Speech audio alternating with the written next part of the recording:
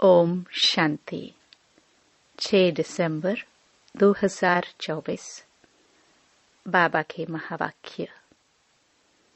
मीठे बच्चे, तुम अभी पुरुषोत्तम संगम युग पर हो। तुम्हें यहाँ रहते नई दुनिया को याद करना है और आत्मा को पावन बनाना है। प्रश्न। बाप ने तुम्हें ऐसी कौन सी समझ दी है जिससे बुद्धि का ताला खुल गया? उत्तर। बाप ने इस बेहद अनादि ड्रामा की ऐसी समझ दी है जिससे बुद्धि पर जो गॉड्रेज का ताला लग गया था वह खुल गया। पत्थर बुद्धि से पारस बुद्धि बन गए। बाप ने समझ दी है कि इस ड्रामा में हर एक एक्टर का अपना अपना अनादि पार्ट है। जिसने कल्प पहले जितना पढ़ा है वह अभी भी पढ़ेंगे। पुरुषार्थ कर अपना वर्षा लेंगे। ओम शांति। रूहानी बच्चों प्रति रूहानी बाप बैठ सिखलाते हैं। जब से बाप बना है तब से ही टीचर भी है, तब से ही फिर सतगुरु के रूप में शिक्षा दे रहे हैं। यह तो बच्चे समझते ही हैं, जबकि वह बाप टीचर गुरु है तो छोटा बच्चा तो नहीं है ना। ऊंच ते ऊंच, बड़े ते बड़ा है।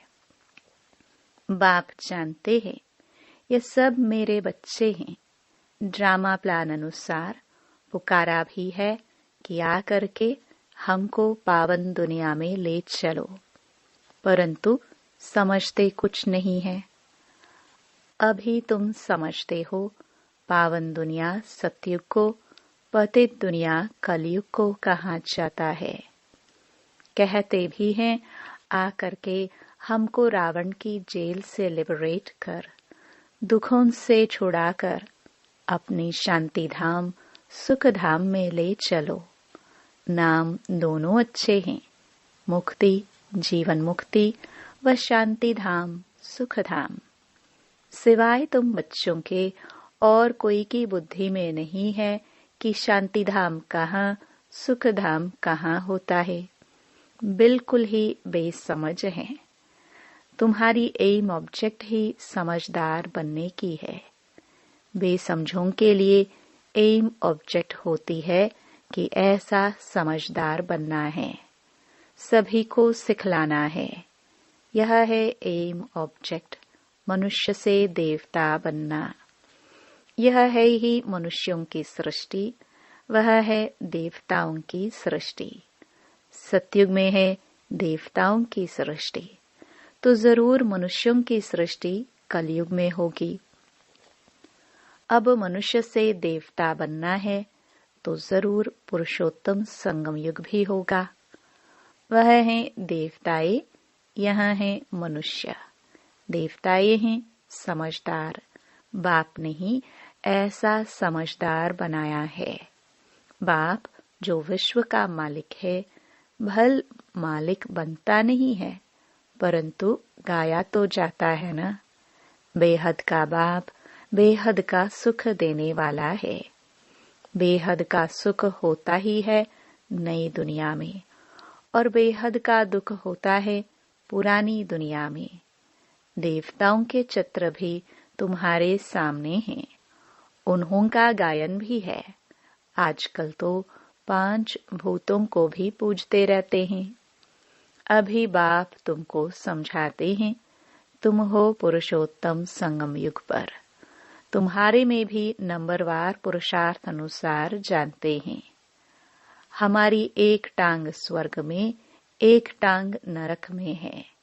रहते तो यहाँ हैं, परंतु बुद्धि नई दुनिया में है, और जो नई दुनिया में ले जाते हैं उनको याद करना है।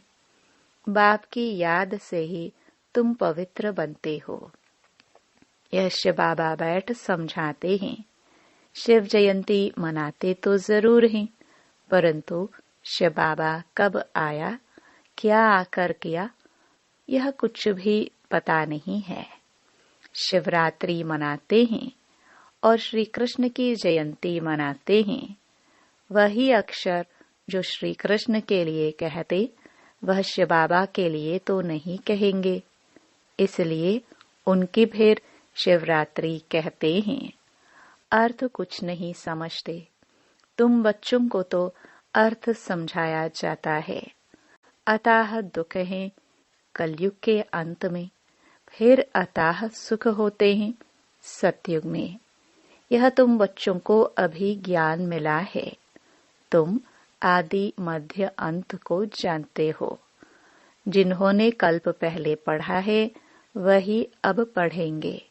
जिसने जो पुरुषार्थ किया होगा वही करने लगेंगे और ऐसा ही पद पाएंगे। तुम्हारी बुद्धि में पूरा चक्र है। तुम ही ऊंच ते ऊंच पद पाते हो, फिर तुम उतरते भी ऐसे हो। बाप ने समझाया है, यह जो भी मनुष्यों की आत्माएं हैं, माला है ना, सब नंबरवार आती हैं।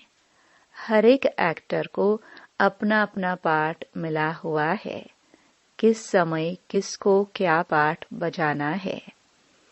यह अनादि बना बनाया ड्रामा है जो बाप बैठ समझाते हैं। अब जो तुमको बाप समझाते हैं वह अपने भाइयों को समझाना है।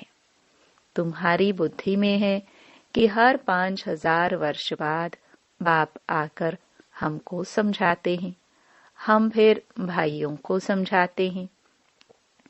भाई भाई आत्मा के संबंध में हैं। बाप कहते हैं, इस समय तुम अपने को अशरीरी आत्मा समझो। आत्मा को ही अपने बाप को याद करना है पावन बनने लिए। आत्मा पवित्र बनती है तो फिर शरीर भी पवित्र मिलता है। आत्मा अपवित्र तो जेवर भी अपवित्र। नंबरवार तो होते ही हैं। फीचर्स, एक्टिविटी एक न मिले दूसरे से। नंबरवार सब अपना अपना पार्ट बजाते हैं, फर्क नहीं पड़ सकता। नाटक में वही सीन देखेंगे जो कल देखी होगी, वही रिपीट होगी ना। यह फिर बेहद का और कल का ड्रामा है। कल तुमको समझाया था, तुमने राजाई ली, फिर राजाई गवाई।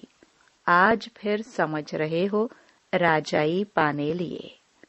आज भारत पुराना नरक है, कल नया स्वर्ग होगा। तुम्हारी बुद्धि में है, अभी हम नई दुनिया में जा रहे हैं, श्रीमत पर श्रेष्ठ बन रहे हैं। श्रेष्ठ जरूर श्रेष्ठ सृष्टि पर रहेंगे। यह लक्ष्मी नारायण श्रेष्ठ है तो श्रेष्ठ स्वर्ग में रहते हैं। जो भ्रष्ट हैं वो नरक में रहते हैं। यह राज तुम अभी समझते हो। इस बेहद के ड्रामा को जब कोई अच्छी रीति समझे तब बुद्धि में बैठे। शिवरात्रि भी मनाते हैं परंतु जानते कुछ भी नहीं है। तो अब तुम बच्चों को रिफ्रेश करना होता है। तुम फिर औरों को भी रिफ्रेश करते हो। अभी तुमको ज्ञान मिल रहा है, फिर सद्गति को पालेंगे। बाप कहते हैं, मैं स्वर्ग में नहीं आता हूँ। मेरा पाठ ही है पतित दुनिया को बदल पावन दुनिया बनाना। वहां तो तुम्हारे पास कारून का खजाना होता है, यहाँ तो कंगाल हैं।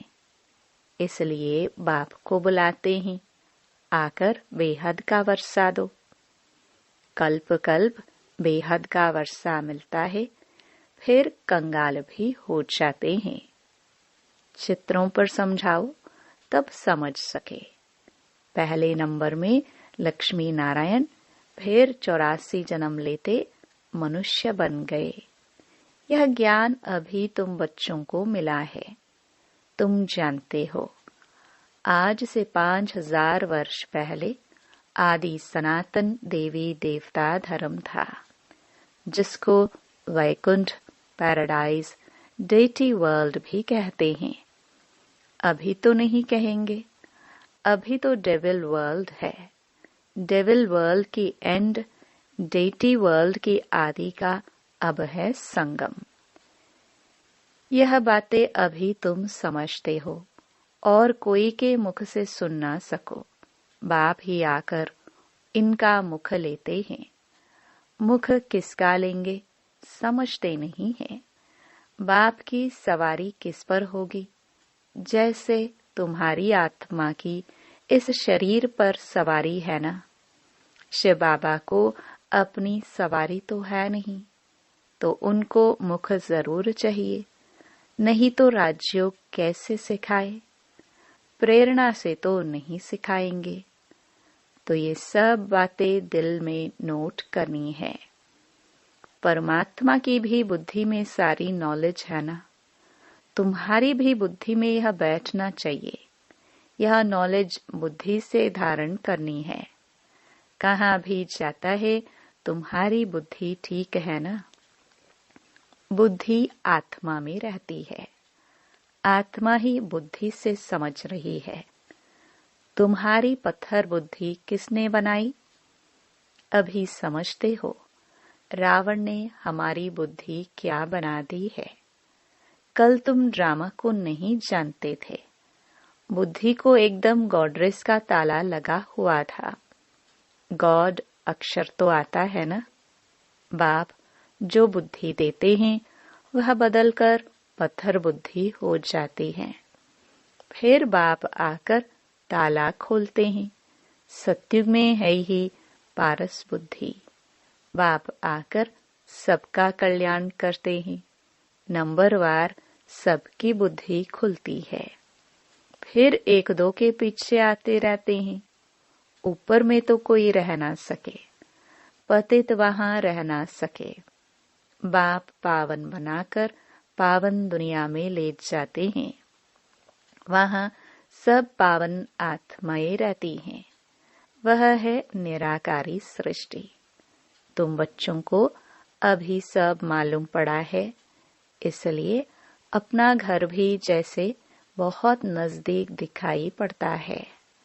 तुम्हारा घर से बहुत प्यार है।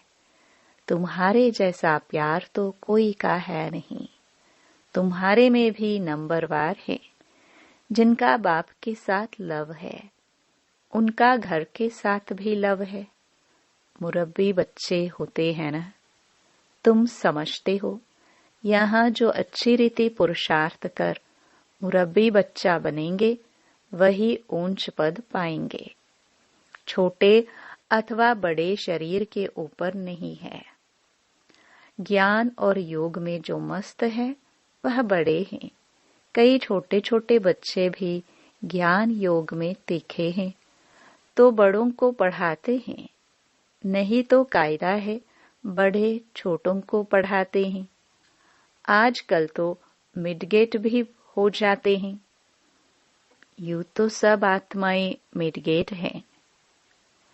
आत्मा बिंदी है, उनका क्या वजन करे? सितारा है। मनुष्य लोग सितारा नाम सुन ऊपर में देखेंगे। तुम सितारा नाम सुन अपने को देखते हो। धरती के सितारे तुम हो। वह है आसमान के जो जड़ है, तुम चैतन्य हो। उनमें तो फेर बदल कुछ नहीं होता। तुम तो 84 जन्म लेते हो। कितना बड़ा पाठ बजाते हो। पाठ बजाते बजाते चमक डल हो जाती है, बैटरी डिस्चार्ज हो जाती है। फिर बाप आकर भिन्न भिन्न प्रकार से समझाते हैं, क्योंकि तुम्हारी आत्मा उझाई हुई है। ताकत जो भरी थी वह खलास हो गई है। अब फिर बाप द्वारा ताकत भरते हो। तुम अपनी बैटरी चार्ज कर रहे हो। इसमें माया भी बहुत विघ्न डालती है, बैटरी चार्ज करने नहीं देती। तुम चैतन्य बैटरिया हो।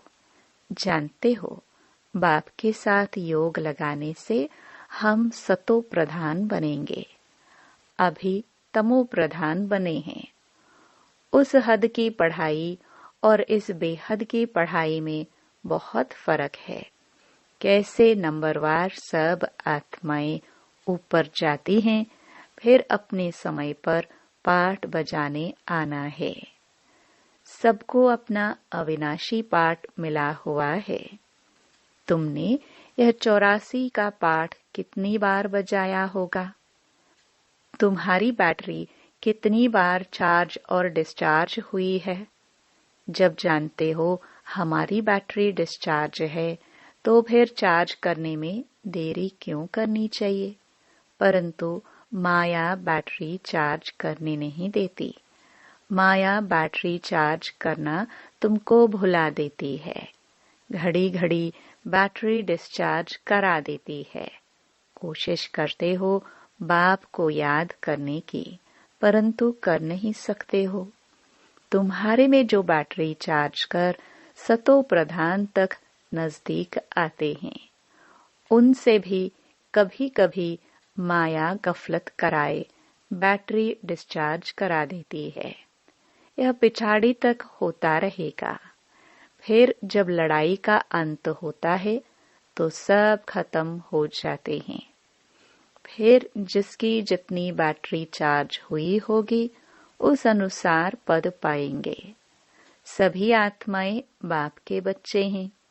बाप ही आकर सबकी बैटरी चार्ज कराते हैं। खेल ऐसा वंडरफुल बना हुआ है। बाप के साथ योग लगाने से घड़ी घड़ी हट जाते हैं तो कितना नुकसान होता है। न हटे उसके लिए पुरुषार्थ कराया जाता है। पुरुषार्थ करते करते जब समाप्ति होती है तो फिर नंबरवार पुरुषार्थ अनुसार तुम्हारा पाठ पूरा होता है, जैसे कल्प कल्प होता है। आत्माओं की माला बनती रहती है। तुम बच्चे जानते हो रुद्राक्ष की माला है, विष्णु की भी माला है। पहले नंबर में तो उनकी माला रखेंगे ना। बाप दैवी दुनिया रचते हैं ना। जैसे रुद्र माला है वैसे रूंड माला है। ब्राह्मणों की माला अभी नहीं बन सकेगी, बदली सदली होती रहेगी। फाइनल तब होंगे जब रुद्र माला बनेगी। यह ब्राह्मणों की भी माला है, परंतु इस समय नहीं बन सकती। वास्तव में प्रजापिता ब्रह्मा की सब संतान हैं। शिव बाबा के संतान की भी माला है। विष्णु की भी माला कहेंगे। तुम ब्राह्मण बनते हो तो ब्रह्मा की और शिव की भी माला चाहिए। ये सारा ज्ञान तुम्हारी बुद्धि में नंबरवार है। सुनते तो सभी हैं, परंतु कोई का उस समय ही कानून से निकल जाता है। सुनते ही नहीं, कोई तो पढ़ते ही नहीं, उनको पता ही नहीं भगवान पढ़ाने आए हैं। पढ़ते ही नहीं है। यह पढ़ाई तो कितनी खुशी से पढ़नी चाहिए। अच्छा, मीठे मीठे सिखिलदे बच्चों प्रति माता पिता बाप दादा का याद प्यार और गुड मॉर्निंग। रूहानी बाप की रूहानी बच्चों को नमस्ते। धारणा के लिए मुख्य सार। पहला, याद की यात्रा से आत्मा रूपी बैटरी को चार्ज कर सतो प्रधान तक पहुंचना है। ऐसी कोई गफलत नहीं करनी है जो बैटरी डिस्चार्ज हो जाए। दूसरा, मुरब्बी बच्चा बनने के लिए बाप के साथ साथ घर से भी लव रखना है। ज्ञान और योग में मस्त बनना है। बाप जो समझाते हैं वह अपने भाइयों को भी समझाना है। वरदान, एक बाप को अपना संसार बनाकर सदा एक की आकर्षण में रहने वाले कर्म बंधन मुक्त भव। सदा इसी अनुभव में रहो कि एक बाप, दूसरा ना कोई। बस एक बाबा ही संसार है और कोई आकर्षण नहीं, कोई कर्म बंधन नहीं। अपने किसी कमजोर संस्कार का भी बंधन न हो। जो किसी पर मेरेपन का अधिकार रखते हैं, उन्हें क्रोध या अभिमान आता है। यह भी कर्म बंधन है। लेकिन जब बाबा ही मेरा संसार है, यह स्मृति रहती है, तो सब मेरा मेरा एक मेरा बाबा में समा जाता है और कर्म बंधनों से सहज ही मुक्त हो जाते हैं। स्लोगन। महान आत्मा वह है जिसकी दृष्टि और वृत्ति बेहद की है। ओम शांति।